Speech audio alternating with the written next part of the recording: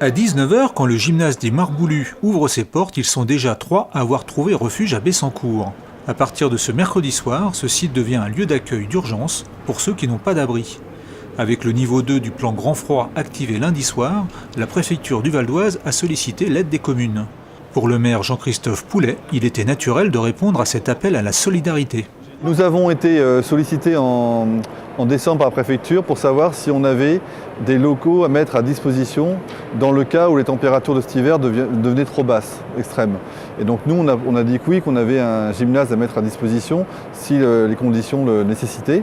Et donc c'est tout naturellement que quand le préfet m'a demandé de mettre à disposition un gymnase, on a accepté parce que c'est un effort de solidarité collective, c'est un plan départemental et que quand il y a des températures extrêmes comme ça, il faut se mobiliser.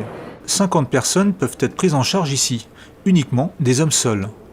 L'accueil est géré par l'association Espérer 95 en partenariat avec la Croix-Rouge, qui a fourni les lits de campement, les sacs de couchage et les kits d'hygiène. Le site qui devait ouvrir dans un premier temps la nuit, le sera finalement 24 heures sur 24 et 7 jours sur 7. Ces hommes sont arrivés par leurs propres moyens, orientés au préalable par le 115, la plateforme téléphonique d'urgence destinée aux sans-abri. Ils arrivent ici, ils ont donc une prise en charge, là on est ouvert pour 3 semaines, avec donc un toit, un couvert, une restauration, matin, midi, soir, des travailleurs sociaux qui vont venir aussi sur site pour faire des points sur les situations.